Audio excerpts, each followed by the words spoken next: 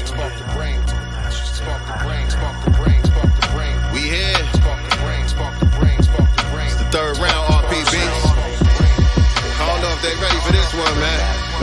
You gotta switch it up on them a little bit. You know what I'm talking about? Have a seat at the master's table. We ain't asked for no seat. We went and built up our own. You see, it's rather stable. You got 2 eyes, 2 ears. You know the rest. Look, listen, and observe, but also respect. In God we trust. It's obvious. The money ain't the root of all evil, but lack thereof. That's why they deprive you of resources. Why they focus on streams of income, at least 3 sources. We certified, we solidified. And they say they created hip-hop, but all that shit is lies. Cause every element came before the development of what we callin' hip-hop now. It's all relevant to all the topics we gon' touch on. Spoiler alert, as you play this album, ain't no club songs. Boy, that hurt, but this ain't no conscious album. It's just that real shit, that Black God mantra album. I hope y'all feel this. Spark the brain, spark the brain, spark the brain, spark the brain, spark the brain, spark the brain, spark the brain. Spark the brain, spark the brain, spark the brain. Spark the brain, spark the brain, spark the brain. Spark the brain, spark the brain, spark the brain. Spark the brain, spark the brain, spark the brain. Spark the brain, spark the brain, spark the brain. My mind is spark the brain, spark the brain.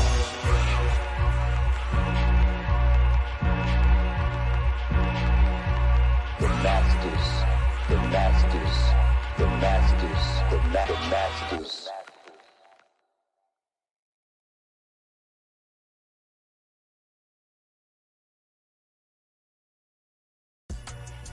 Peace. This is the Black Dot, father, author, writer, poet, MC, one half of the dynamic duo, the #1 father and son podcast, Urban X TV. I am super excited about the new release, The Master's Table, by Sincere Love the God and RP Beats. This album is going to be crazy. It's the follow-up to The Spear and The Shield. Already know what time it is. It's got some dope pieces on it. You're going to love it. Also on the album is yours truly, the Black Dot. So you want to go to the Masters RSVP and secure your copy now. They got a bundle package. You get a backdrop, you get a poster, you get the digital download, you get the physical copy, you get a hoodie. The whole process is really crazy. So RSVP to Masters RSVP, and you can get that dope album, I Sincere Love the God and RP Beats, The Master's Table. You will never be disappointed at how dope this project is going to be. Peace. Have a seat at the master's table. We ain't asked for no seat. We went and built up our own. You see, it's rather stable. You got 2 eyes, 2 ears. You know the rest. Look, listen, and observe, but also respect. In God we trust. It's obvious. The money ain't the root of all evil, but lack thereof. That's why they deprive you of resources. Why they focus on streams of income, at least 3 sources. We certified, we solidified. And they say they created hip-hop, but all that shit is lies. Cause every element came before the development of what we callin' hip-hop now. It's all relevant to all the topics we gon' touch on. Spoiler alert, as you play this album, ain't no club songs. Boy, that hurt, but this ain't no conscious album. It's just that real shit, that Black God mantra album. I hope y'all feel this. Do for self or suffer the consequences. The wisdom of Elijah's inside of the conscientious, so I move. Peace, family. Peace. What's going on? What's going on? Happy Sunday, everybody. Happy MLK Day to the family. Welcome to another episode of Sincere Love the GodCast. I am the God, Sincere Love, and I am here with my lovely co-host, nyctegur. Peace. Peace. What's good, everybody? Happy MLK Day. Good Sunday, all that good stuff. Hope everybody had a good weekend. Great weekend. Great weekend. How everybody feeling, man? Let us know in the chat how y'all feeling today. All right, y'all. Yeah, man. Make sure y'all go to www.themastersrsvp.com and go order that Masters Table album. Y'all see I got the merch on today. Y'all see I got the You know what I'm saying? Get the package today. Go on and get yours. We got the master teachers. We paying homage to the master teachers in full effect. You know what I'm saying? Every time I come outside with this shirt on, I'm turning heads. People like, yo, who is that? I like that What's shirt. that? I don't know who that is, but I like that shirt. Who's that right there? Oh, I know who that is, but I don't know the rest of them. You know, I get that a lot. Like, nice conversation starter though. Yeah, good conversation piece. Good conversation piece. And the thing is, even though people don't know who a lot of people are, they want to know, and they actually want the hoodie. They're like, I want one of those. You know what I'm saying? Even better. So it's some energy that's speaking to the people. You know what I'm saying? So yeah, www.themastersrsvp.com. Get your hoodie, reserve your spot at the Masters table now. You can also go to godcastbooks.com and pre-order the 7 series children's book we have coming. It's only going to be the first version or series, of course, but we have a 7-book children's book series that will be coming out very, very soon. We will also be at the FBA Expo in Dallas in May. So also make sure you guys go to www.godcastbooks.com and pre-order your children's book today. Yes, indeed. And while you talking about that, let me hold on 1 second. All right, here it go right here. Hold on. I gotta share the screen. About to show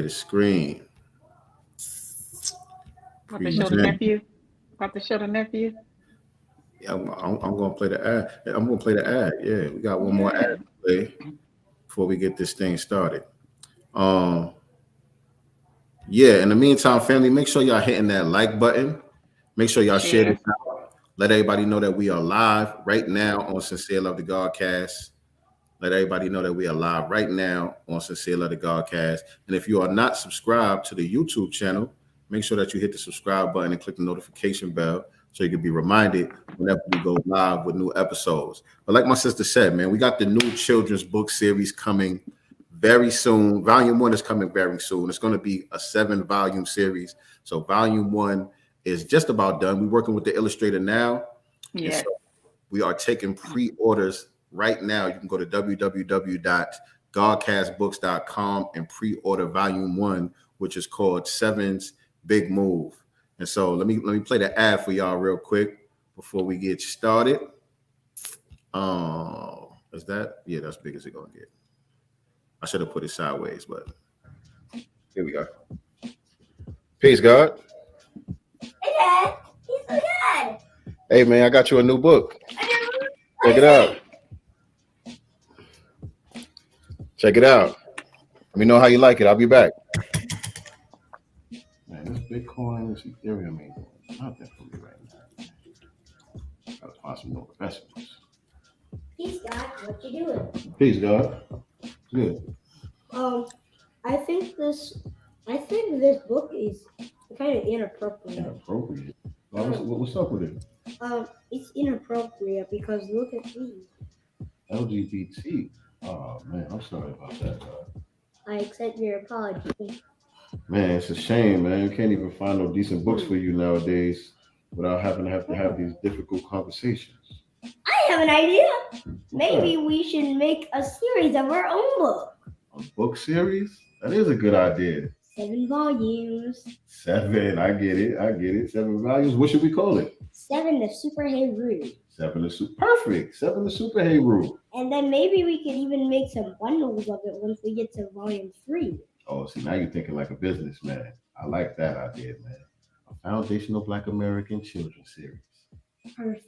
Visit www.godcastbooks.com and pre-order your book today. Boom, there it is. There it is. There it is. There Y'all, it is. that is the cover. That is the cover of the book, by the way. So the cover is done. Hope you guys like the cover, enjoyed the ad. 7 making his acting debut. Yeah, we have fun. We have fun doing that, man. How many takes did that take? How long did that take for y'all? We did it pretty quick, to be honest. We did it pretty quick. We did it like in between doing other stuff. You know what I'm saying? we was talking about it, and I just took out the camera. Like, for example, we could do this right here, and we was supposed to be just practicing, but it was good enough to keep. Can you hear me? I can't hear you. What happened? Oh, your mic is muted. Your mic is muted. Oh, I think she's talking to somebody else. My bad. But yeah, we did it. We did it pretty quick. We made that one pretty quick. So yeah, family, go to www.godcastbooks.com and pre-order your Foundational Black American Children's Book today. And so yeah, that is my son. The book is based off of my son. He's the main character in the book. Well, the book is based off of my family, really. And shout out to our moderator in the chat, Crown 808. She is the author of Volume 1. You know what I mean? She she was just helping out like she always does with the show. And watching, because my son be jumping on camera every now and then and just watching us do what we do. And some of the content that I create with him, he has his own page. Y'all can follow him. He's at 7 the Super Heru on Instagram and on Facebook. Y'all can follow him at 7 the Super Heru. And so, just her being tapped in and watching our interactions and how he does on social media, she was just inspired to go ahead and write that book. And so when she told us about it and she read the first draft of the book, me and Nicety immediately was like, yo, that's a book. That's done. We need to put that out. You know what I'm saying? Mm-hmm.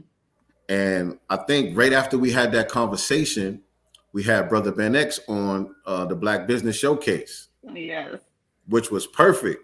You know what I'm saying? Because we started asking him questions about what we should do. And he gave us an idea of how to get that thing moving and what we should be doing. And from there, we just been off to the races. We've been on races, and the book is almost done. Y'all can place your pre-orders right now. Once again, that's www.godcastbooks.com. Pre-order that joint, man. Yes.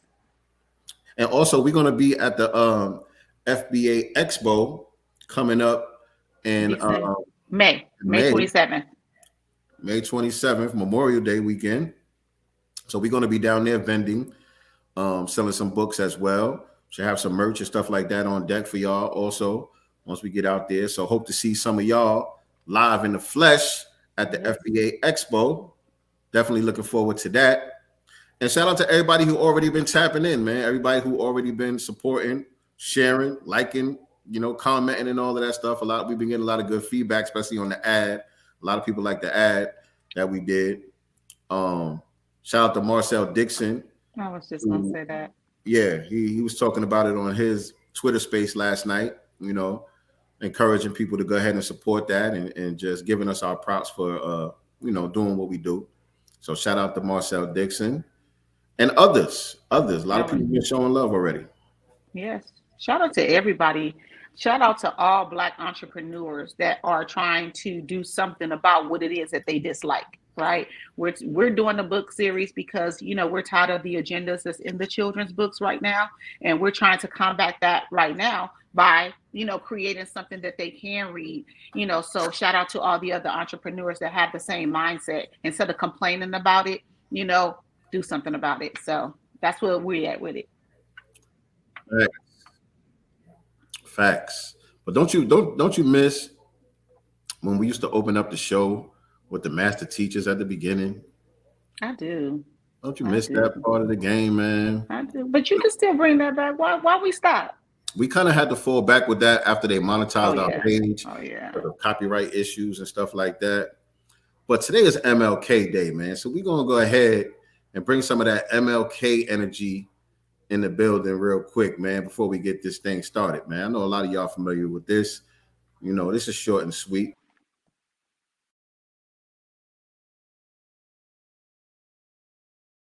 I have a dream today. I must confess that that dream that I had that day has at many points turned into a nightmare. Now, I'm not one to lose hope. I keep on hoping. I still have faith in the future.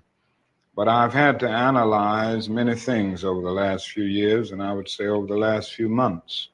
I've gone through a lot of soul searching and agonizing moments. And I've come to see that we have many more difficult days ahead.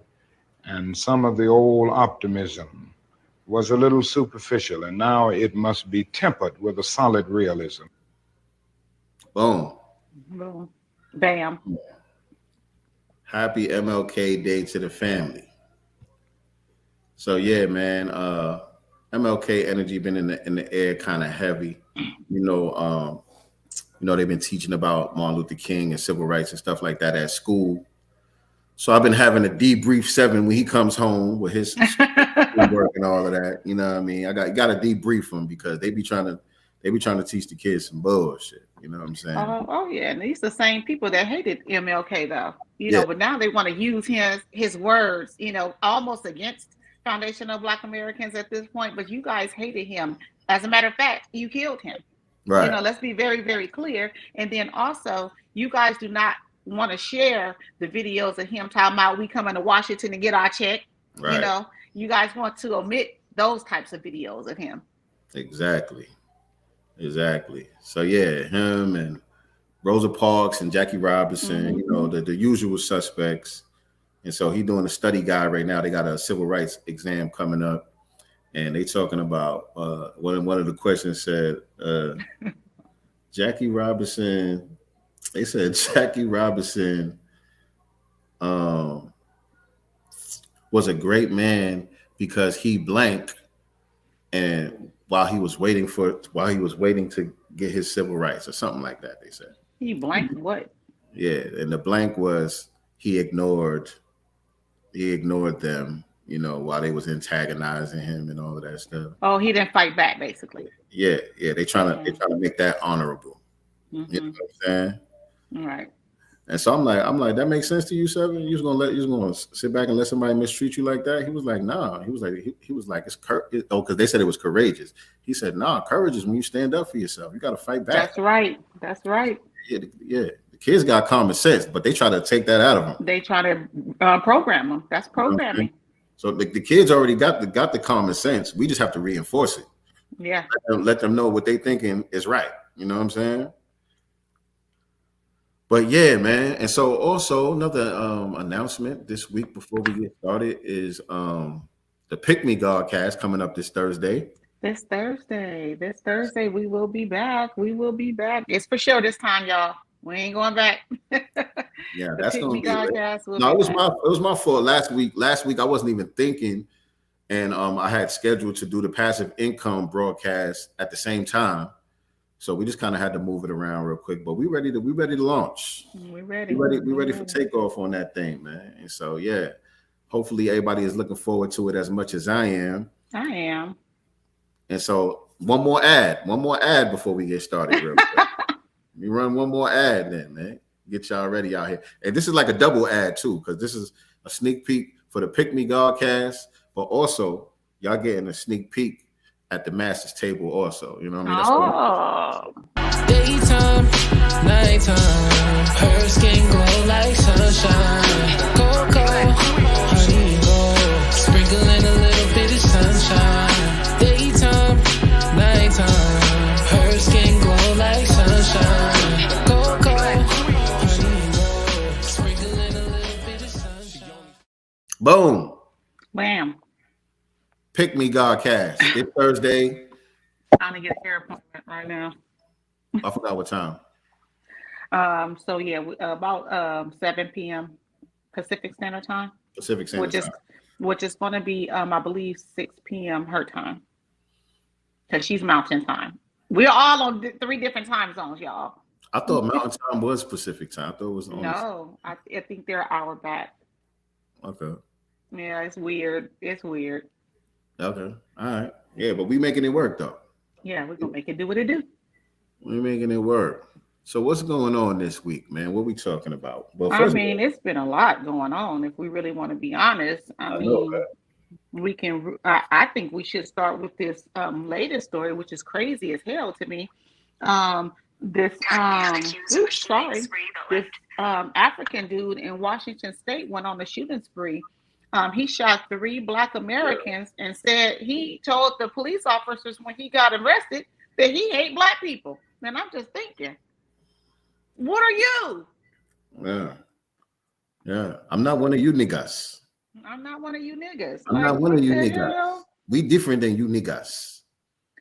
You guys need to work hard. I was just posting about that today too, because I put up a post with one African sister. I don't know. It said it was supposed to be a stand-up, but she wasn't really telling no jokes. No, she wasn't. She was keeping it 100. South African sister, you know, she was talking about how when she came over here, you know, at first, you know, she didn't really relate to Black Americans. And she was like, you know, what is it? You know, and I guess, you know, she started to tap in. She had some Black American friends and they was putting her on game. And then she was like, oh, okay, I get it. She was like, see, Black Americans been woke. They've been dealing with the oppressors head on, and we've been trying to act like it doesn't exist. You know what I'm saying? And so she was breaking that down, and I put that up there just to show how the gender mentality gets engineered and manufactured on the continent, because she made a lot of good points about how a majority of the African population is under the age of 30. You know what I'm saying? So all of these people grew up under the direct programming and the indirect programming and never really learned anything about the history of the colonization, and definitely didn't learn about anything that was going on over here. And so it made it easy for them to plant this nonsense into their head about us. You know what I'm saying? And so they have kind of like that vetting system in place where they only allow the people that they've brainwashed to come over here with the bullshit. And then I posted the article that you're talking about just to show how dangerous it can be. Like, this is not something that's just trivial and just something that we can overlook and just, like people say, why y'all always focusing on them? Just ignore them. You know, we all ain't like that. No, we got to do something about these damn dangerous ass tethers out here. We absolutely do. And I'm not sure if I put the article in the materials, but if Fox 13 Seattle also posted a article about it. This happened in Renton, Washington. I never heard of Renton, Washington, but it's Washington State.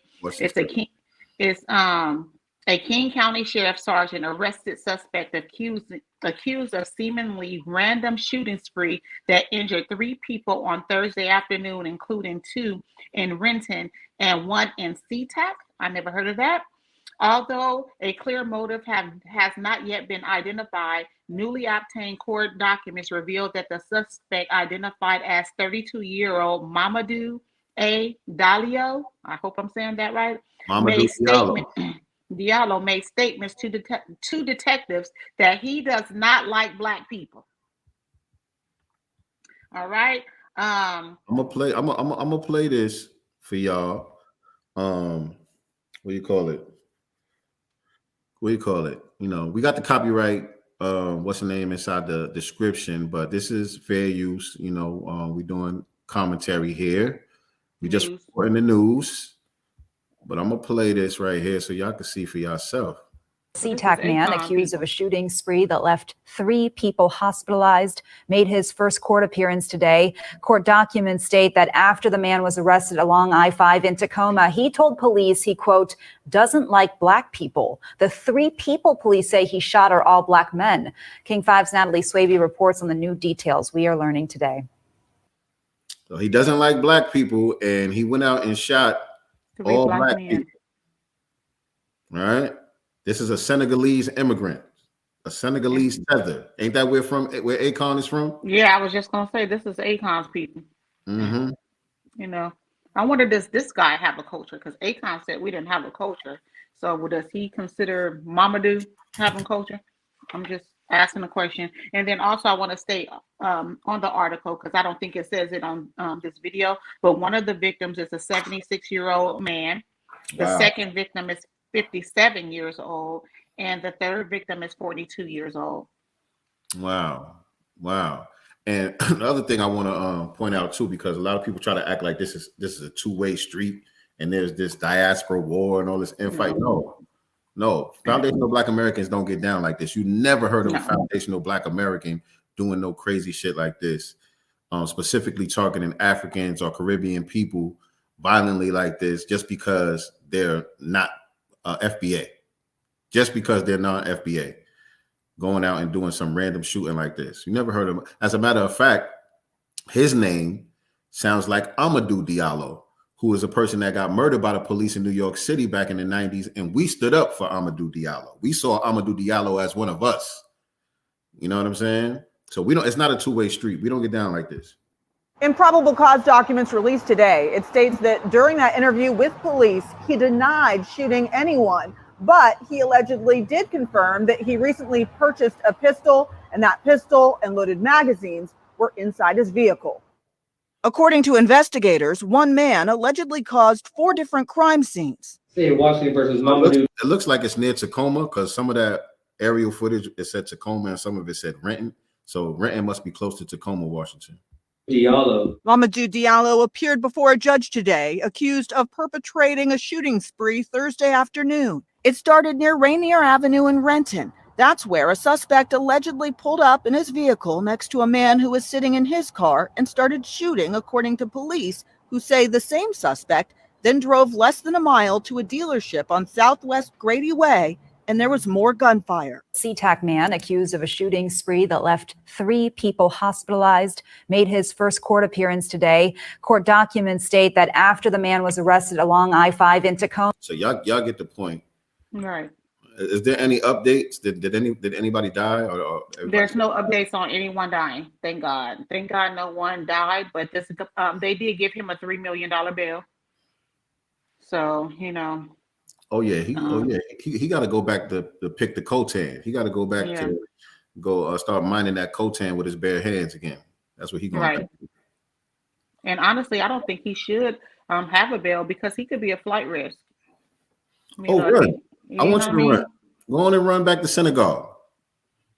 You know what I mean? Where you gonna go? To Acorn City? You going to Acorn City? Wakanda. Where you gonna run to? Go on and run your ass back to Senegal if you want to. Because if you did some shit like this over there, they'll chop your hands off.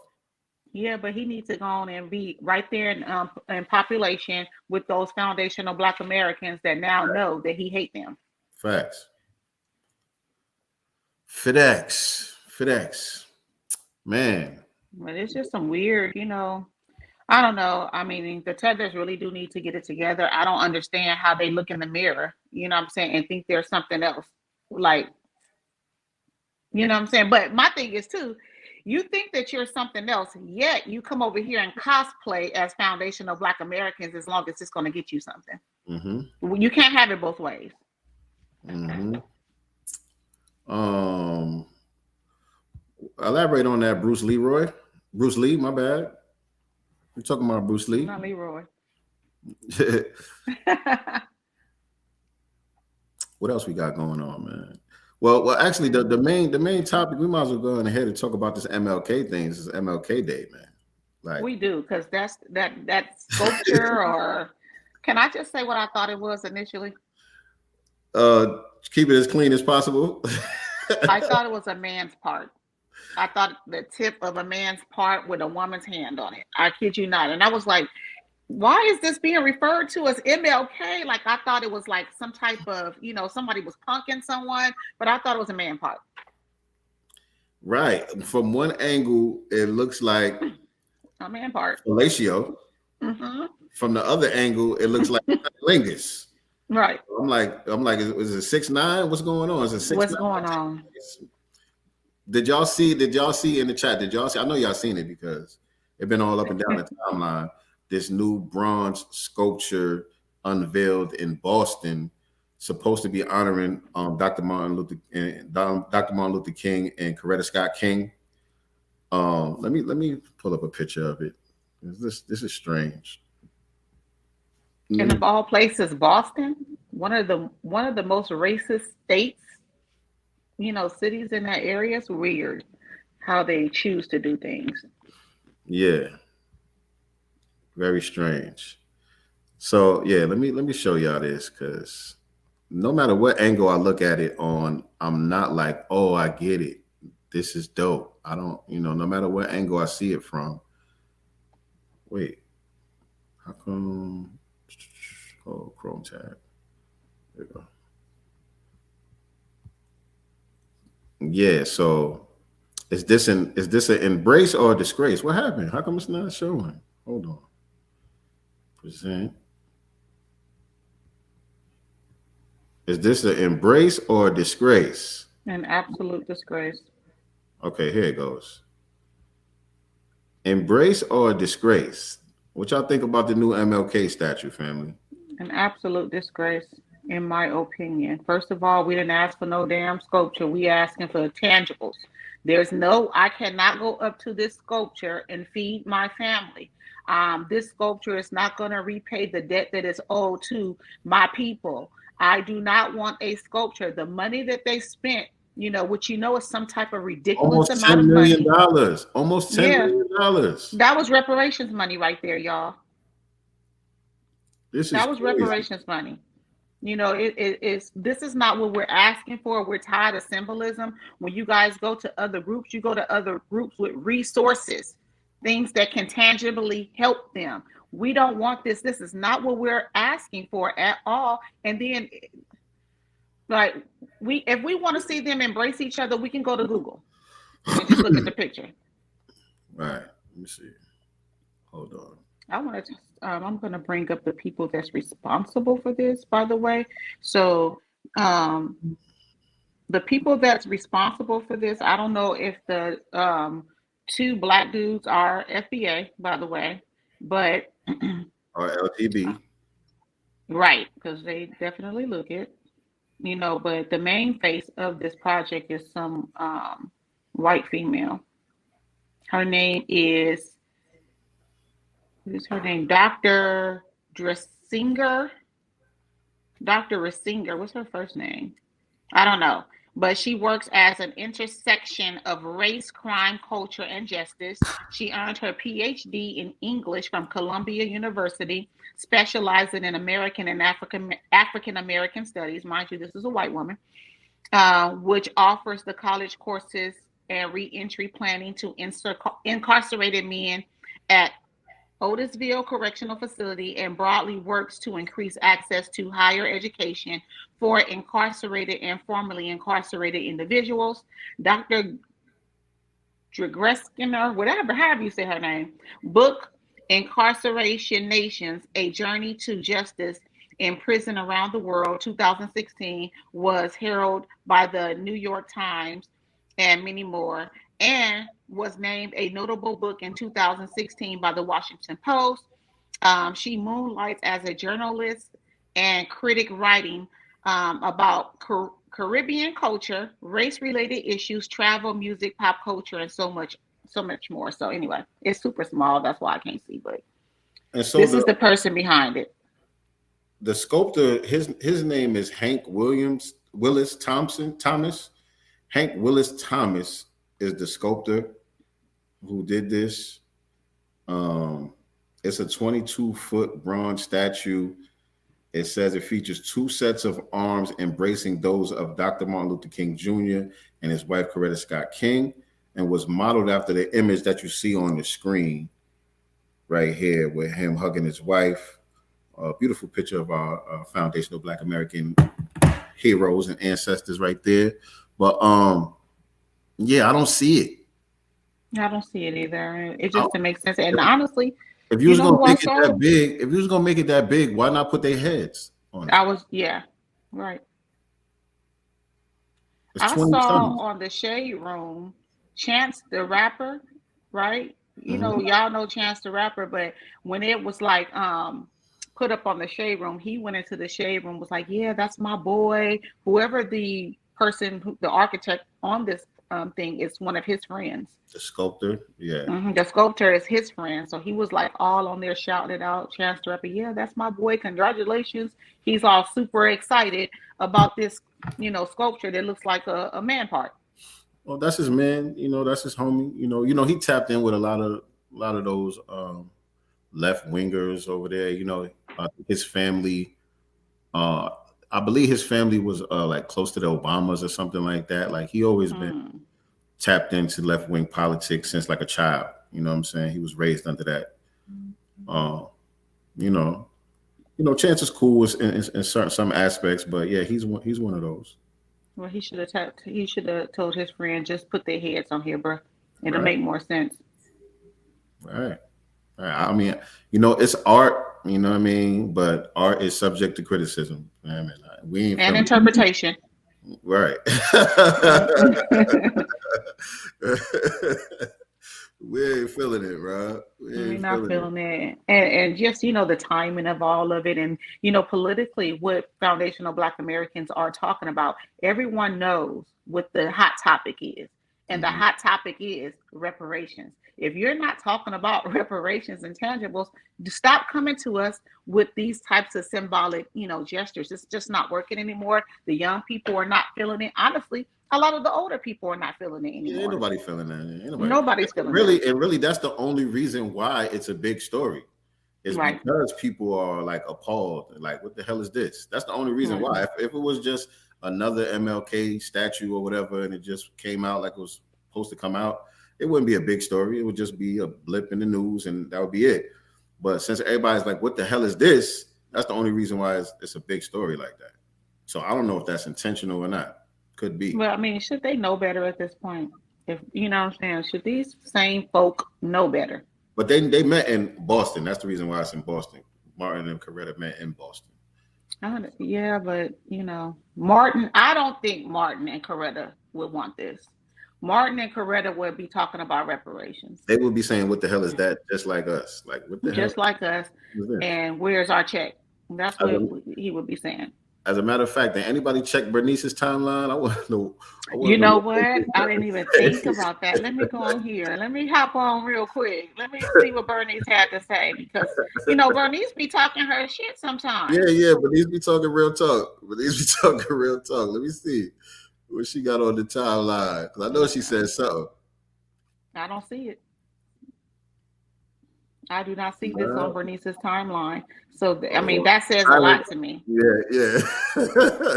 You know, silence says a lot. Nothing, huh? No, yeah. Bernice was not pleased. Y'all let us know if y'all see Bernice tweeting, because I know everybody's sending it to her. Like, you know what I mean? What does say the family? Right. Y'all got to say. Right. Yeah, he definitely missed the mark on this one, Crown 808. But yeah, I don't know what that was about, family. I don't know what that was about. I kind of feel like it was some buffoonery, intentional. I feel like it was meant to cause to start. I mean, yeah. That's all we can do. Yeah. And then also the price tag of this. It's not just, you know, the statue itself, what it looks like, and, you know, all that stuff, right? It's the price tag of the statue, which can be going into the Black community. That could have went towards some, you know, Black entrepreneurs to help them build something. Like, we didn't need this. Like, there's so much wasteful spending. But then when we talk about what it is that we need, then it's always talking about, well, what about the debt? Where the money gonna come from? Where the money gonna come from? Yes. You know, but they can go spend $10 million on nothing, because this was nothing. Right. Crazy. All right. What else we got popping? I mean, we got a lot of little stuff. So I thought it was another interesting story. And I think at some point, you know, because they didn't get him the first time, you know, with that tweet that he tweeted way from 10 years ago. I'm talking about Kevin Hart. I'm talking about Kevin Hart. So now they're not done with you, Kevin. You know what I'm saying? They're not done with you. They don't stop until they get a win. But Kevin Hart has been criticized for allegedly saying Ethiopians were Black. Critics launch online movement to shut down his upcoming show in Cairo. It was Egyptians. Yeah, Egyptians. Ancient Egyptians. The white ones. No, I'm saying you said Ethiopians. He said. I meant to say Egyptian. Sorry. Yeah. Yes, y'all. I'm about to pull a story up. And this is in the Atlanta Black Star. If you guys want to check out the article. Yeah. So Kevin Hart may have found himself in the crosshairs of cancel culture again. The comedy box office star is currently what is how you say this? Globetrotting on his reality check comedy tour. On June 9th, he announced that he will be bringing the show to Cairo, Egypt. The performance is scheduled to take place at Cairo Indoor Stadium on February 21st, and it will mark the comedian's first time doing stand-up in the ancient city known as the home of the pyramids of Gaza. While Kevin Hart is finishing up the North American leg of the junket, he is already being slammed by fans in Africa for an alleged joke. So it's the Africans that are slamming him. Here we go again. What's going on with these Africans, man? Well, it's in Egypt. Egypt is in Africa. You know, contrary to popular belief, Egypt is in Africa, and but you know they wording it that way on purpose. On purpose. But the people that are occupying Egypt now are just basically Arabs. Let's be clear; these are pale Arabs out there who know that the ancient Egyptians ain't got nothing to do with them. They know that that's not them. You know what I mean? They don't even show honor and respect to the monuments and all of the stuff that's out there. They just use it for tourism. That's you know what I'm saying? I know plenty of people that have been over there, and they talk about, you know, the disrespect that these people show when they're near the pyramids and all of that stuff. They don't feel like they're on sacred ground. They hustling. But when you go to the mosques, that's when they get their act right. You know what I mean? When you go to the mosque, that's when they show honor and respect. They ain't out there smoking cigarettes and trying to hustle and do all this, that, and the third. They show honor and respect when they're at the mosque. But when they go to the pyramids and all of that stuff, it's just a hustle. They don't got no connection to that shit. They know that ain't them. They're the invaders. Right. But it says, according to the Middle East Eye, the entertainment mogul is accused of saying that ancient Egyptians were black. As a result, many have called for his upcoming show in Cairo to be canceled and have expressed disdain for the actor through hashtags such as Kevin Hart is not welcome to Egypt and cancel Kevin Hart show. They're making whole hashtags here. Yep. So Kev, I didn't see him respond to this at all. I was looking to see if he had said anything, but I didn't see any response to this at all. But Kev, you're gonna have to stand on what you stand on, bro. The only thing he said was, "Hey, the ancient Egyptians." He said it in a joke too. He said it in a joke. You know what I mean? So you're gonna have to stand on him, and don't. I don't want to hear no apologies about this shit. Oh yeah. Remember, he tried to my brother Tariq when something came up. I think it was about the his Netflix special, and Tariq did his normal YouTube show. He said he looked at it. He was like, "Oh, it was just like not that great, but shout out, to him, but I just wasn't feeling it." And he went on there and was like, "Yeah, to all these internet people," and he was like, "Yeah, and my brother," with the sign, and I was like, "What does that mean, Kevin?" I remember that. Yeah, I do. Yeah, he tried to get at Tariq. He tried to get at Tariq over that. In other news, though, y'all. So our brother Kyrie Irving is at the center of news again. He has been suspended from Instagram. For what? For what? Did he break community guidelines again? And he has said nothing. Right. I like Kyrie. I like how he responded. He's responding to this stuff, though, man. Right. So yeah, they suspended his Instagram page out of nowhere. And this is the clutch points. It says, at this point in his career, it feels like not a few months go by without Kyrie Irving getting involved in some sort of controversy. While most folks might argue that he's had his fill of scandals for the past 12 months, it seems that the Brooklyn Nets superstar has gotten himself into some sort of trouble again. This time around, the polarizing point guard has seen his Instagram account suspended. Kyrie Irving himself revealed this rather shocking development by posting a screenshot of his suspension notification. Irving also had a special message for his supporters as he broke the news. They suspended my @Kyrie Irving account. I don't know why, nor do I care to know the reason why. My tribe, he said, my tribe, make sure y'all paying attention to everything that's going on. Stand firm no matter what. Irving wrote on his caption. Peace to the God. Peace. You know Peace. what I'm saying? I love how he stands, you know, because I think he understands that they're trying to break him. This is a form of buck breaking, and he knows that. I think he's very clear on that. So Kyrie said he has no idea why his account was suspended. However, given all the controversies he's been involved in through the years, this actually isn't a total shock. Then again, it's been months since the Nets superstar was embroiled in an anti-Semitic scandal, and he has since moved past that issue. If his IG account is being suspended for that controversy, then the timing would be suspicious at the very least. Be that as it may, Kyrie Irving has bigger things in mind right now.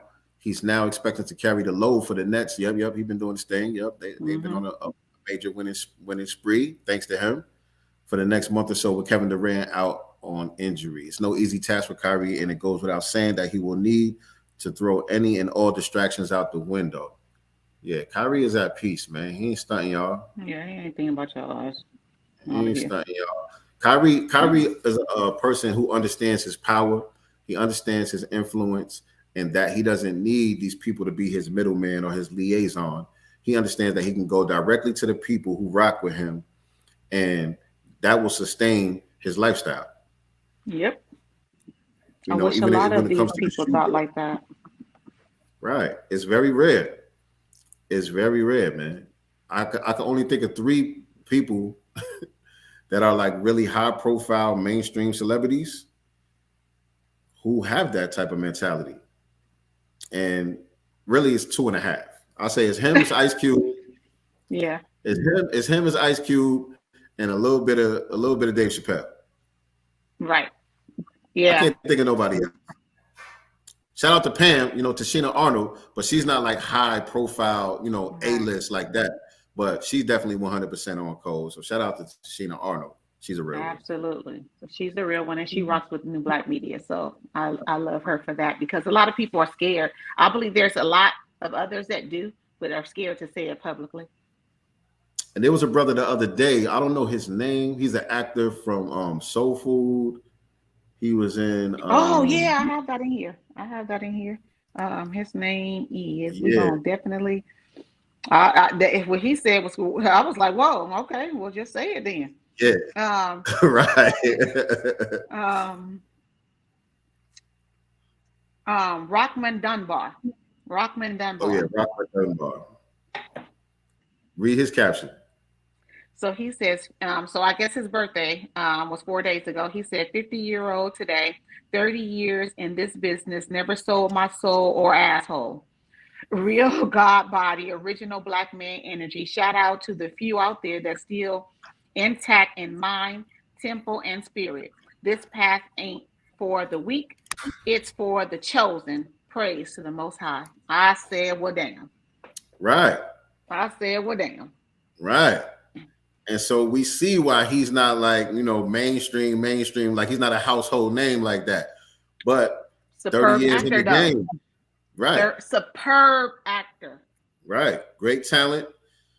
And he's maintained a 30-year career. And like he said, I ain't have to sell my soul or my asshole. Real God body. Oh, man, I came across that caption. I was like, yes, sir. Yes. I mean, again, the gods are waking up. The sleeping giants are waking up. Yes, sir. I was like, say that, Black man. I felt that. I felt that in my soul. All right. So I want to say happy birthday to one of the survivors of the Tulsa Race Massacre, Hughes Van Ellis, who turned 102 years old on January 11th. The fact that these survivors, mind you, this is a 102-year-old man. Mm-hmm. These people survived the Tulsa massacre and are still fighting for restitution. Mm-hmm. Mm-hmm. This is abomination. Shout out to that elder and those elders, because there's a few of them who are just holding on. I think there's 4. Over 100 years old, right? I think the oldest is 105. Them people are holding on for justice, man. holding on for justice and fighting for it when it should just be handed. They're fighting for it. Right. And they all seem to be like, still have their capacities intact and all of that. Like, yeah, still walking.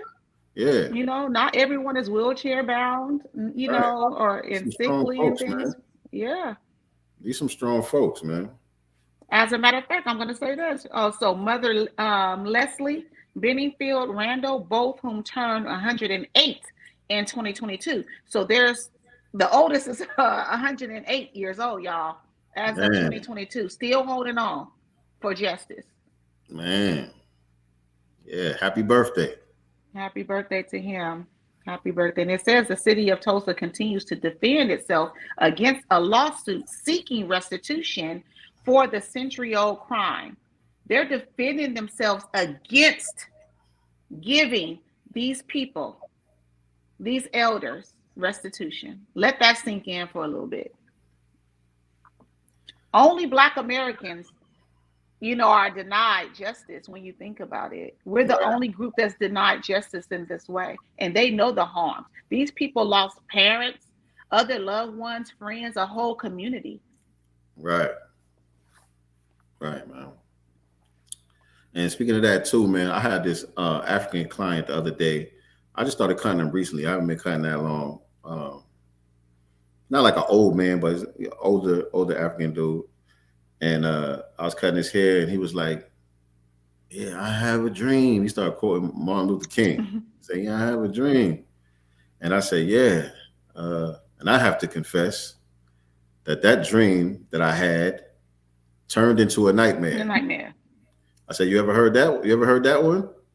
He was like, "No, he never said that. You making stuff up." I was like, "No." I was like, "No, that's what he said." He was like, "No, you making stuff up." I said, "Brother, look at me, man." I said, "I'm very pro-Black, man." You know what I'm saying? I said, "I know." He said, look, when I said pro-Black, he gave me that look. He was like, "Oh, that's extreme." I said, that's extreme. I said, "Being pro-Black is extreme?" He said, "Yeah." He said, "Yeah, Martin Luther King, that man was a genius." I said, "Yeah, I agree with you. He was." Right. You know what I'm saying? But he continued to develop, and he changed his mind about that. And I sent it to him. He ain't never responded. I sent it to him. Because he can't. Mm-hmm. He can't. Because now you shattered his dream. You shattered his dream. My thing is, I think that they hear it. You know what I'm saying? But, you hit the pause button or the stop button when it starts getting too deep. You know what I'm saying? So they can continue to pretend like certain things weren't said, that he didn't evolve, into a different king. Same king, but different. More of a revolutionary. One who thought, integration, was burning down the house, basically. I can't think, y'all know I get nervous, but yeah. Right. It was premature. It was premature. And people don't even realize, like, Martin Luther King and Malcolm X both died at 39 years old, y'all.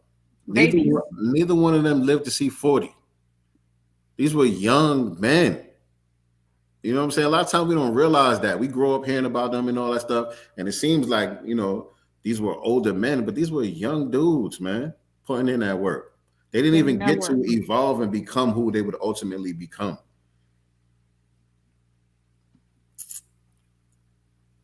So, yeah, in other news, where are we going to go? I don't know how I feel about this. You know what I'm saying? Because, again, we talk about, economic empowerment. I don't know if you guys also know of the brand. I use it. I think it's called Michelle or Marielle, something like that. But it's hair shampoos, Black owned, etc. And she recently sold the brand to a white-owned company. Okay. Same thing with Dr. Dre. Okay. So Dr. Dre is selling his catalog assets in a deal worth $200 million. Okay. All right. Talk about the shampoo brand or whatever, because I definitely want to get into this selling of the masters talk. I definitely want to talk about that. But I didn't hear about the other story you're talking about.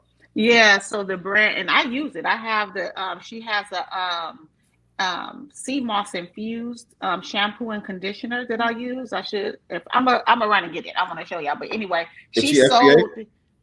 She's FBA. She's FBA. She is FBA. Yeah, she's definitely FBA. She's I don't know about her husband. I know he's black.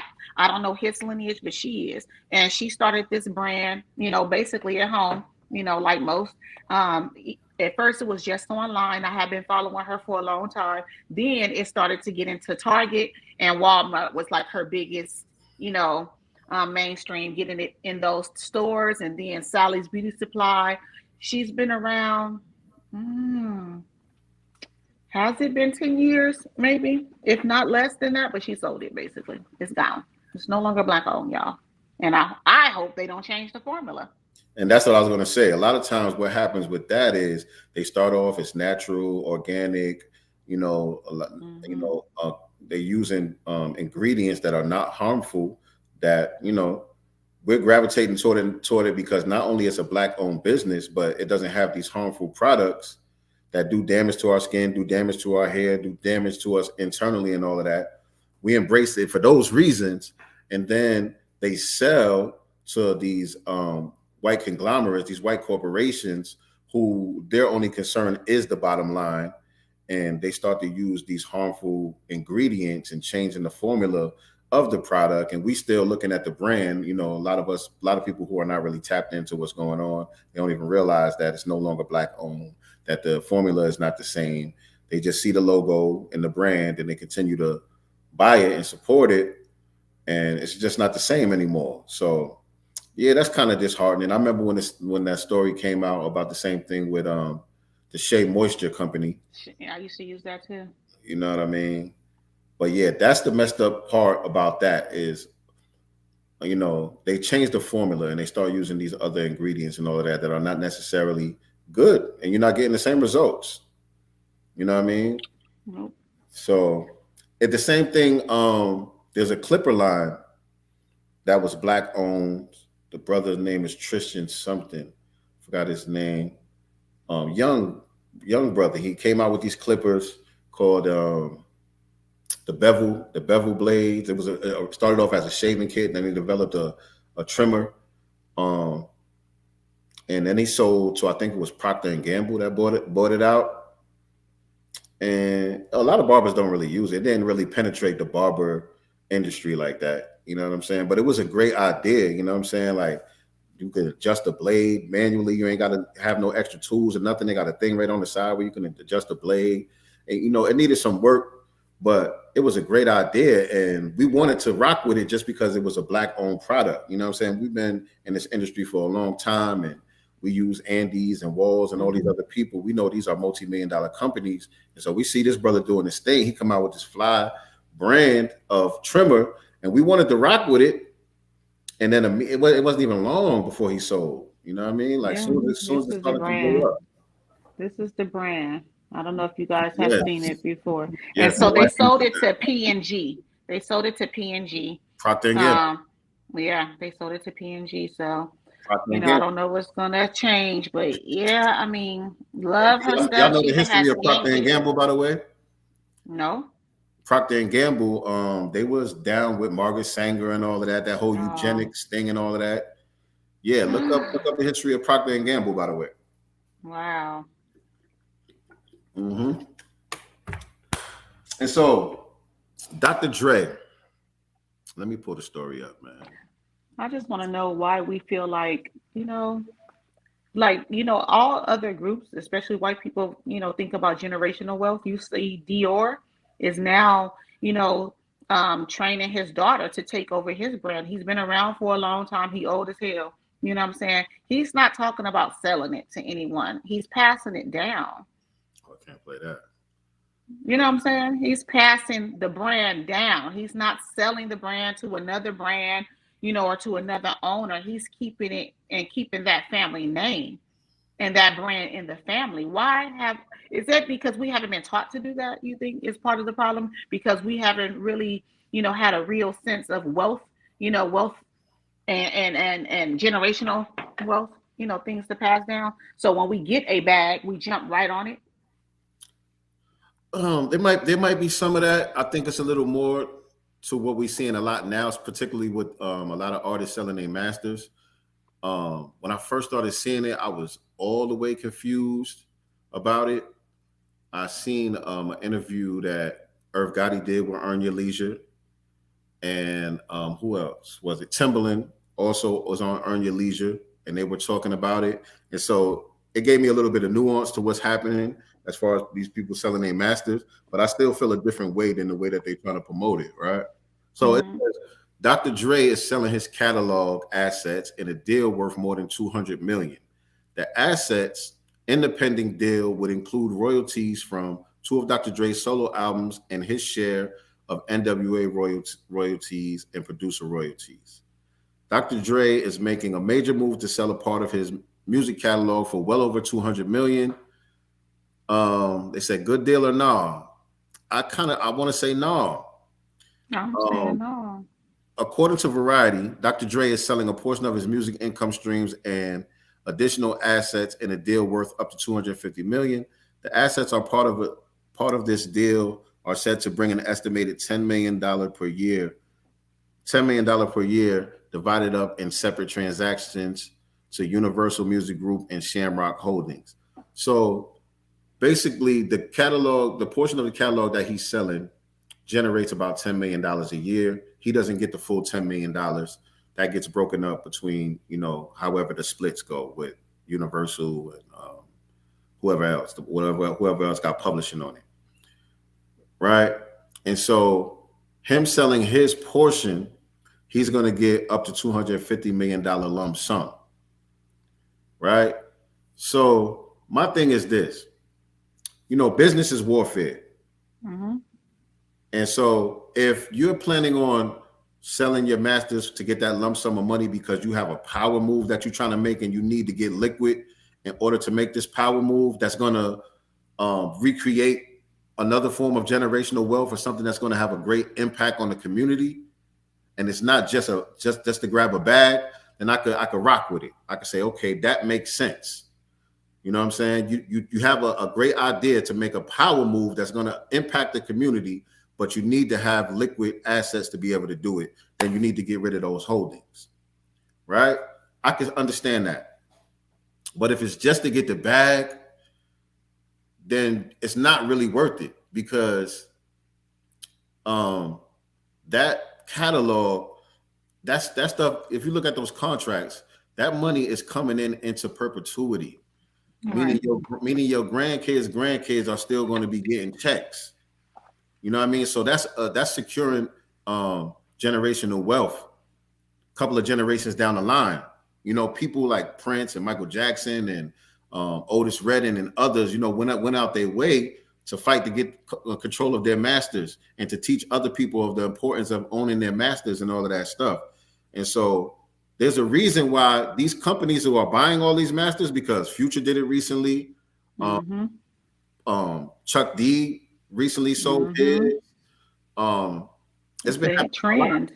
There's like 2 or 3 companies that kind of just popped up. They've been around, but this is like a new venture for these companies to go around and buy up all of these masters, right? And it's a reason why it's valuable to them. It's a reason why they're willing to give you over $200 million for it, because they stand to make double or triple, and it has value beyond just this generation, beyond just the now.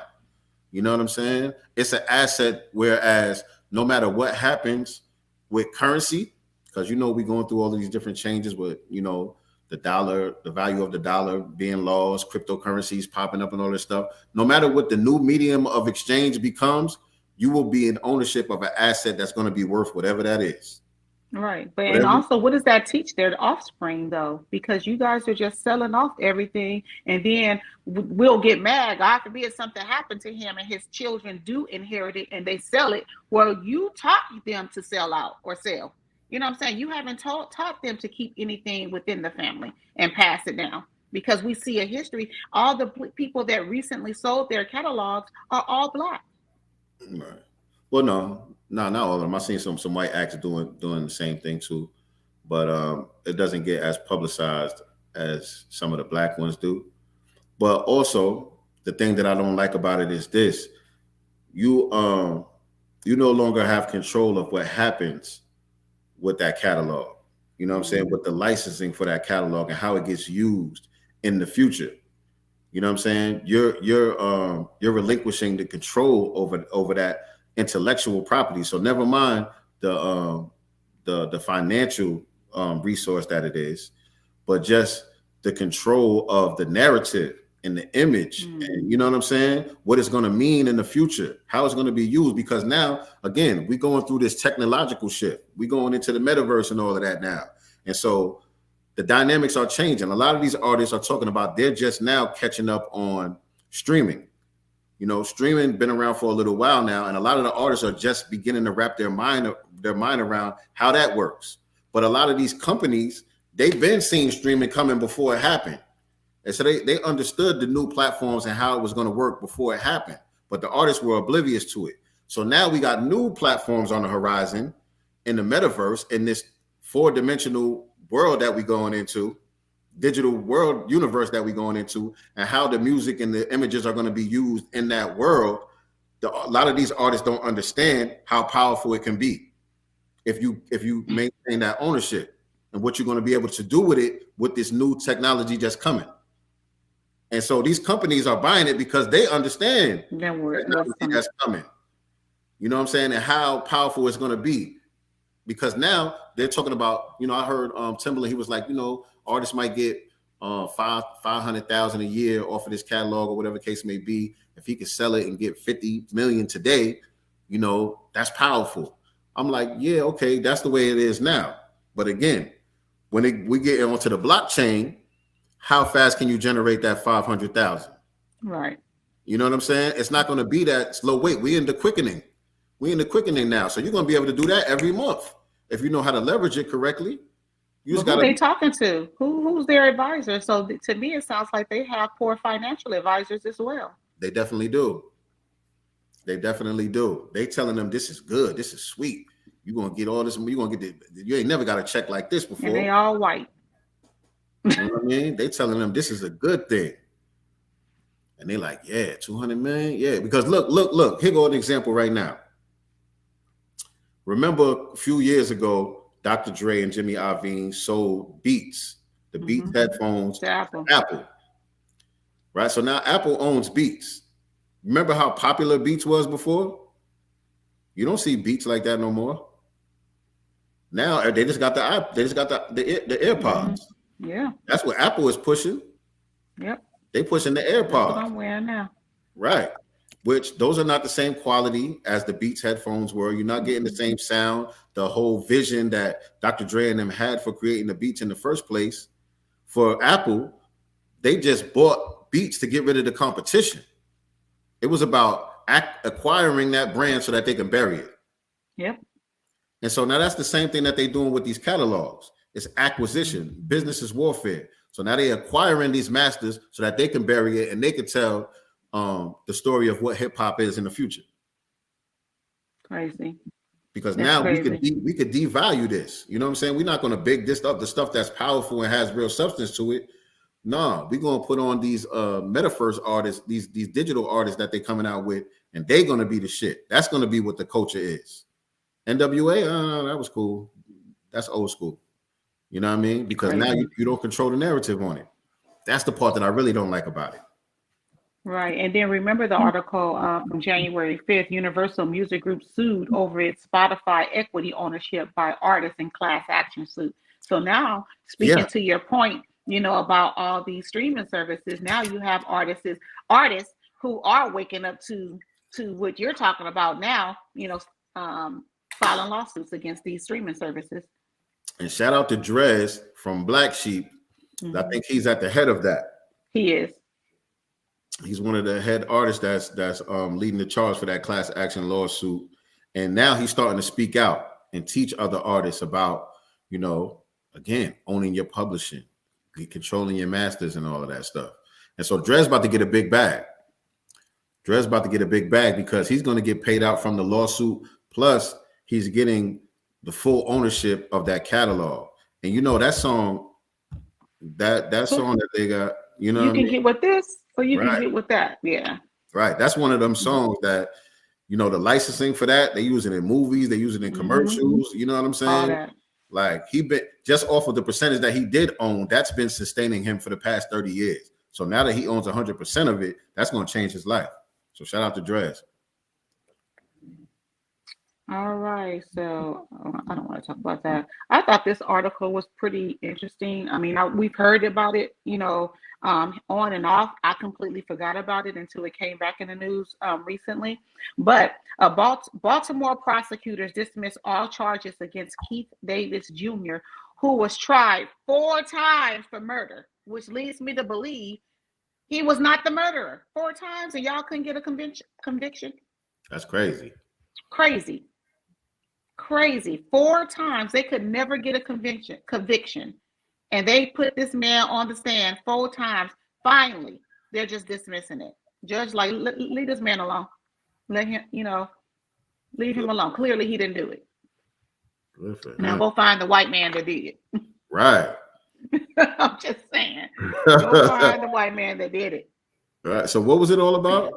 So Keith Jr., who had been tried 4 times for the same murder of a security guard at Pimlico Racetrack, is now a free man. New Baltimore City State Attorney Ivan Bates dismissed all charges against Davis and said we will not move forward with the 5th trial, which had been scheduled for May. Let me go down. Shout out to that brother.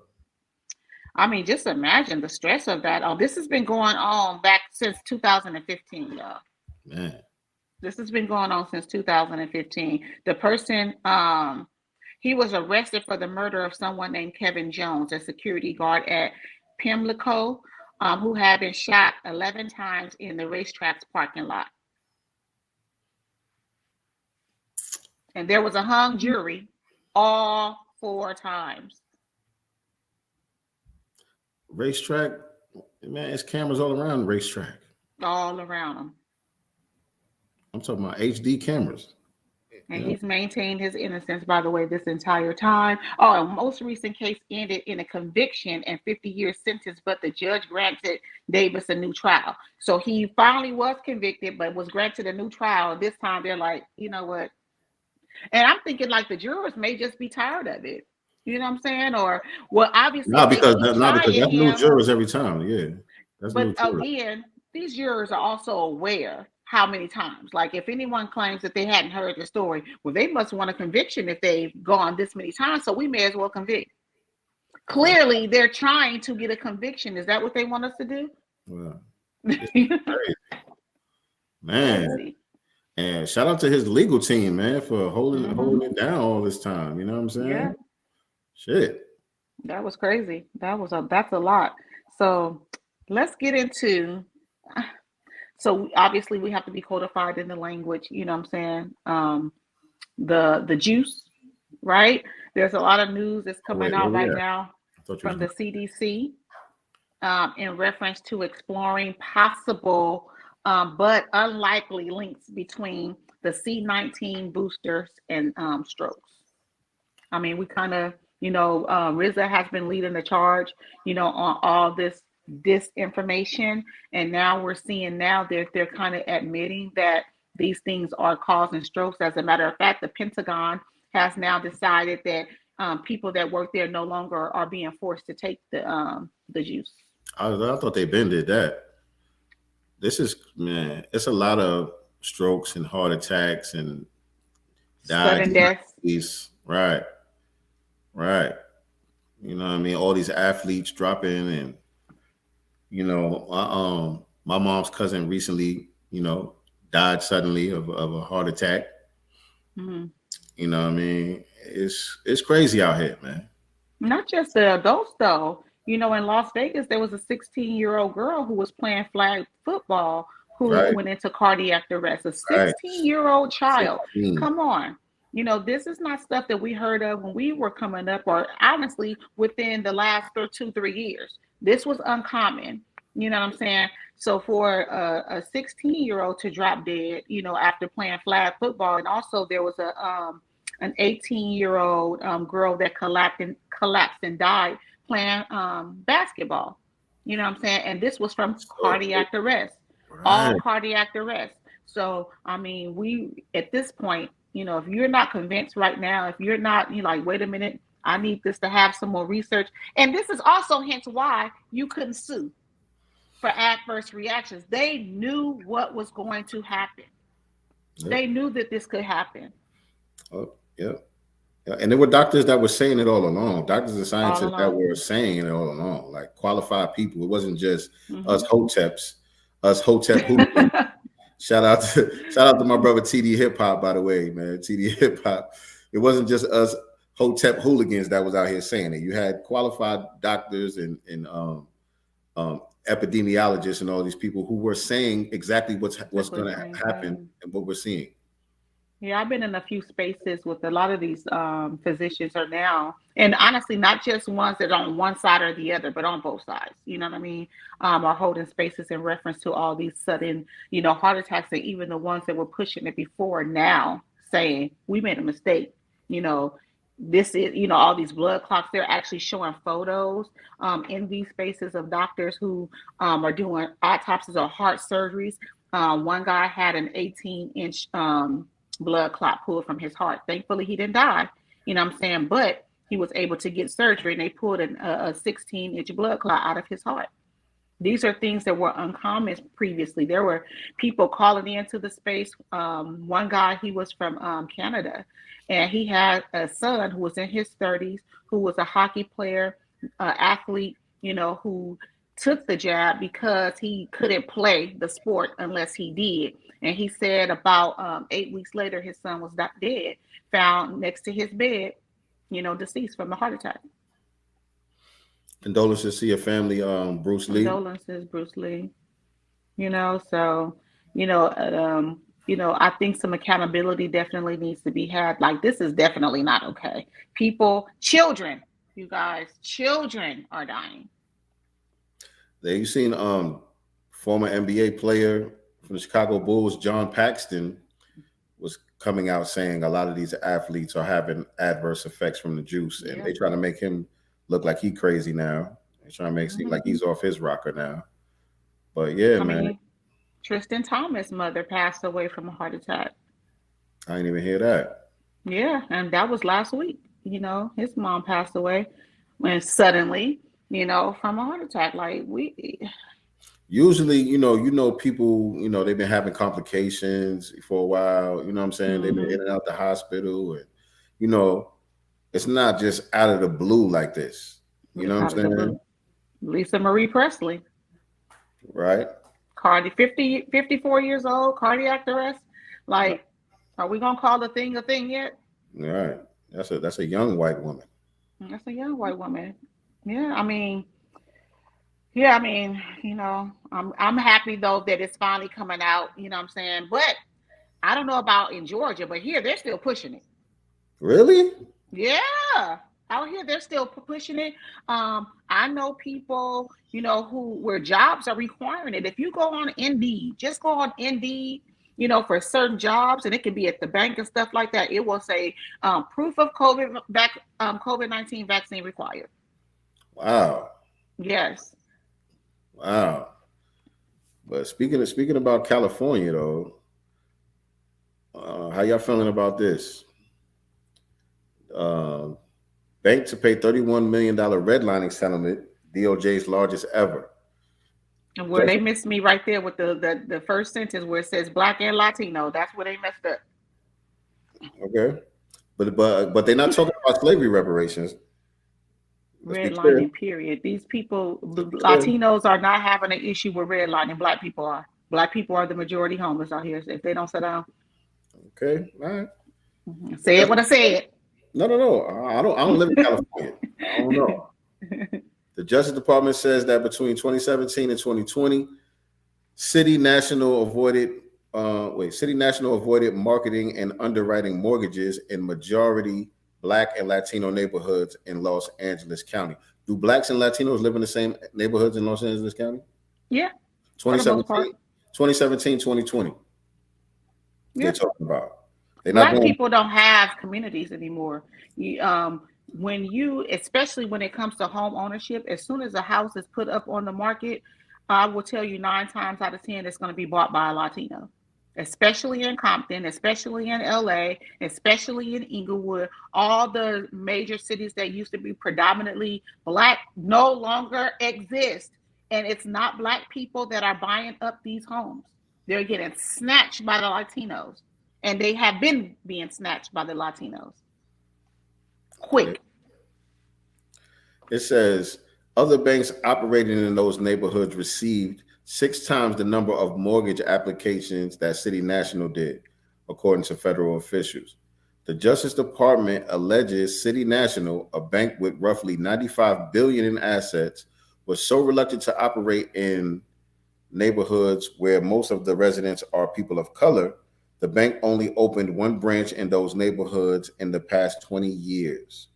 In comparison, the bank opened or acquired 11 branches in that time period. In addition, no employee was dedicated to underwriting mortgages at that 1 branch, unlike branches in the majority white neighborhoods. Oh, wait, yeah, there's more. Where is it? I work in the mortgage industry right now, y'all, and I can tell y'all all kind of stories. You know what I'm saying? And a lot of the stuff that does go on is deliberate. It's definitely deliberate. Black homeowners are definitely treated differently. You know what I'm saying? 1,000%. Who isn't is the Latinos. And I said what I said again. This settlement should send a strong message to the financial industry that we expect lenders to serve all members of the community and that they will be held accountable when they fail to do so. That was Assistant Attorney General Christian Clark, who leads the Justice Department's Civil Rights Division. Attorney General Merrick Garland has prioritized civil rights prosecutions since taking the helm at the Justice Department in 2021. You familiar with any of these people? Mm-mm. Mm-mm. And the Biden administration has put higher priority on redlining cases than under previous administrations. The Biden task force includes the Justice Department as well as bank regulators like the Comptroller of the Currency and the Consumer Financial Protections Bureau, and is focused not only on explicit forms of redlining, but also cases where computer algorithms may cause banks to discriminate against Black and Latino borrowers. Despite a half a century of laws designed to combat redlining, the racist practice continues across the country, and the long-term effects are still felt to this day. The average net worth of a Black family is a fraction of a typical white household, and homes in historically redlined neighborhoods are still worth less than homes in non-redlined neighborhoods. Now, you notice how they left the Latinos out of that. I was just gonna make that point right there. And again, when something is happening, we know to Black people specifically, they always have to crowbar another group in it, and that's just what this is too. You know, the people that are suffering here are Black people. They made sure to put that way down at the bottom. Way at the bottom. There was no more Black and brown, because the people that are affected the most are Black people. The people that are affected, period, are Black people. Because once they start talking about average net worth, then you're going to see the difference. Because, yeah, they're talking about the average net worth, both Black families compared to white families. But if you do a comparison from Black families and Latino families, you're still going to see a gap. Exactly. So there you go. The trick bag, y'all, at the bottom. Mm-hmm. Okay. Yeah. I can tell y'all so many stories that, what goes on. You know what I'm saying? When I, talk to, Black homeowners or attorneys that are representing them, real estate agents, etc., they'd be happy to get on the phone with me. I can imagine, especially you. Yeah, because, you start seeing it, and sometimes, people need someone like me that's there that can advocate for them too, a lot of times, especially when it comes to losing their homes. What's this here? And it's just a lot of information, a lot of times that is withheld from Black homeowners. You know what I'm saying? Things that was never disclosed to them, that can get them in a better position, as homeowners. The information is not disclosed till they run across a person like myself. And sometimes that's at the last minute. Sometimes we're at the 11th hour, and these people are losing their home. information was not provided. Yep. All right, so I think we could do this as the last story. The Shade Room did a good story on these black businesses being forced out of the. Yeah, I sent this over to our brothers who have the comic store because one of their stores it used to be the Carson Mall, but now it's called the Pavilion in Carson, California. So they did close that store, and so now they're solely in Long Beach and online. So I sent this story, to them because I was wondering. As soon as I saw this story, I'm like, is this what happened to them? Right. And I was also thinking about the brother that we interviewed that has the GOAT clothing line, James King. Mm-hmm. Yeah. Because I know he's trying to open up in one of the high-end malls out here in Atlanta also. And he was having like some hard time getting in there. You know what I'm saying? Yeah. But they saying, the black stores are coming in there and they blowing up. Yeah. They killing the game. Let me play some of this, and shout out to the Shade Room on this one. Fair use. Moving into malls and making big money. We did over $1 million in sales. Was really blood, sweat, and tears, and I was proud of it. But the Shade Room spoke to several black business owners who say that as they became more successful, their malls are now kicking them out, terminating their leases without warning. Is it racism or is something else going on? I'm Justin Carter. This is TSR Investigates. I don't want to play that music. Right. Holly was only in her new store for about 8 months. She sold clothes and beauty products for women at the South Park Mall. It's right near Richmond, Virginia. She says that on Christmas Eve, the mall manager stormed into her store with a lease termination notice. And when she asked why, she could not believe what he said next. He said, "You can't tie Santa up. You can't tie Santa with the rope." These were the Christmas banners that Tally says that she had displayed in her store. She says that it was a holiday campaign featuring Santa Claus and a group of models. One banner said, quote, "the nice list." The other banner said, quote, "the naughty list," with Santa Claus tied up with Christmas ribbon. I went with no. You can't tell people how to market their business. Y'all can't tell people how to market their business. All of this stuff that these high-end brands be doing in their advertisement and all of that stuff. With nooses around necks. All right. All this BDS stuff with children. Mm-hmm. Right? Y'all not kicking out Balenciaga and all of these people from the malls. Right.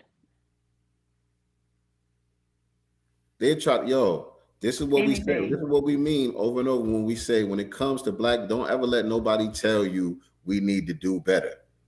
We are the only people that are constantly sabotaged every time that we try to do for self. That don't mean we're going to stop trying. As you see, we don't never stop trying.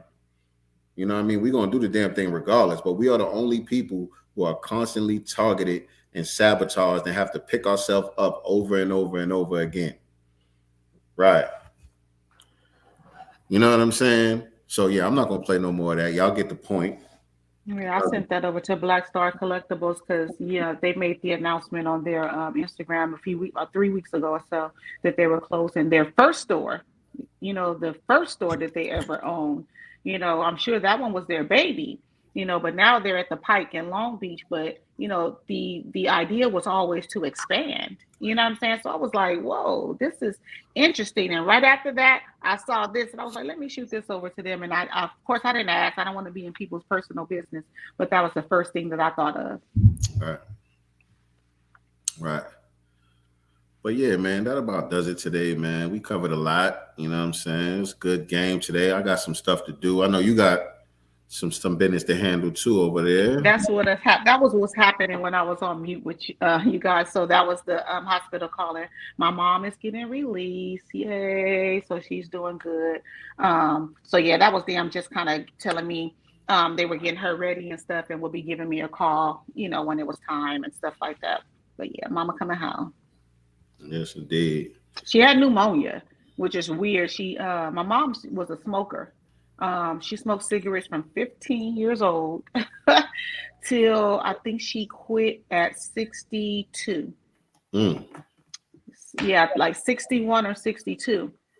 So they said that, her, the damage is obviously still there. So my mom would, if she get a cold sometimes, just a regular cough and stuff like that, like pneumonia will develop on her quick. So she's had pneumonia several times. She's actually had the pneumonia vaccine, but she gets pneumonia like kind of a lot, like, to be honest. So she had a little cough or whatever.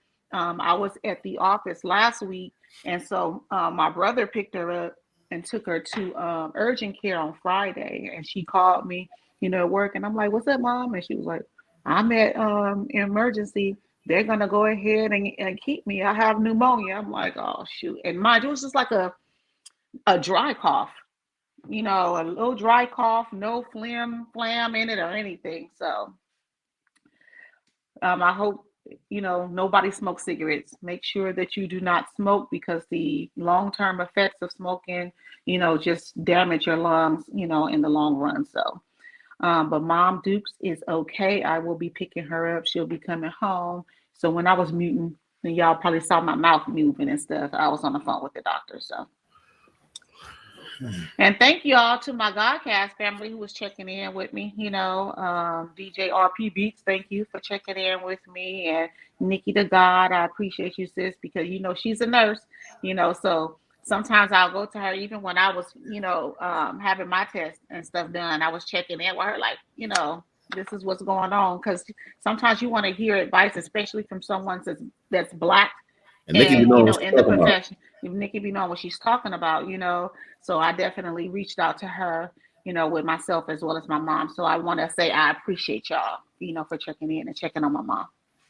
For sure. And speaking of DJ RP Beats, man, once again, I want to remind everybody that the Masters table is, it's food for thought is almost ready to be served. So make sure that y'all go to www.themastersrsvp.com and reserve your seat now. Get yourself a hoodie, get the canvas print. You're going to get the CD. You're going to get the digital download, all of that before it hits streaming platforms. So place your orders now. Shout out to everybody who already tapped in with us, who already been placing their orders and stuff like that. Take some pictures with your hoodies, man. Let us see what y'all with y'all merch and stuff like that, man. We want to start reposting everybody with their merch and stuff like that. But shout out to everybody that already been placing their orders and stuff like that.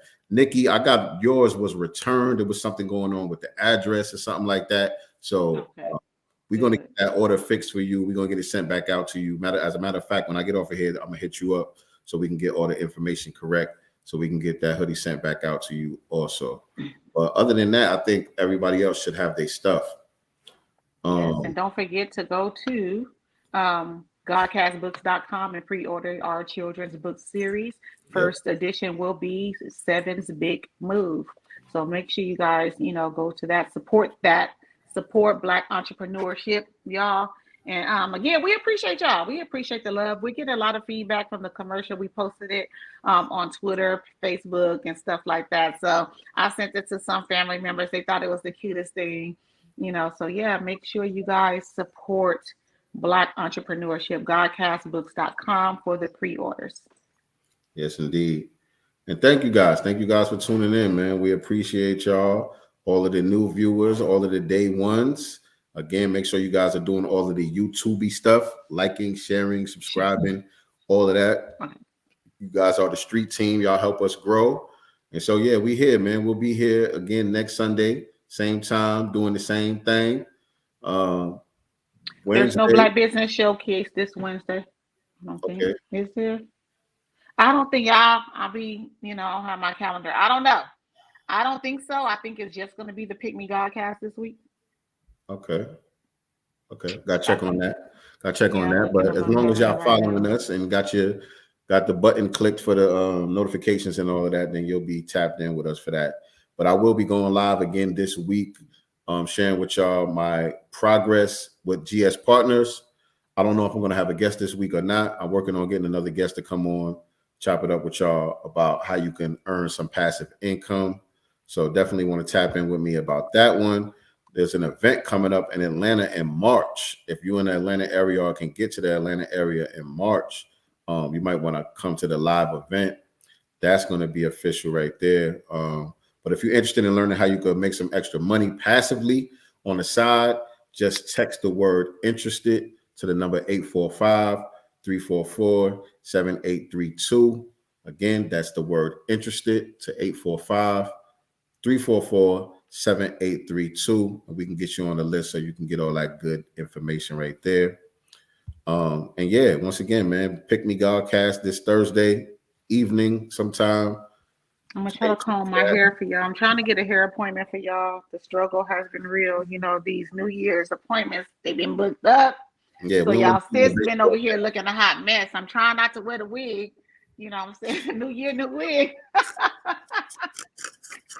New year, we try to retire the new year, new wig. You know, get my hair done. So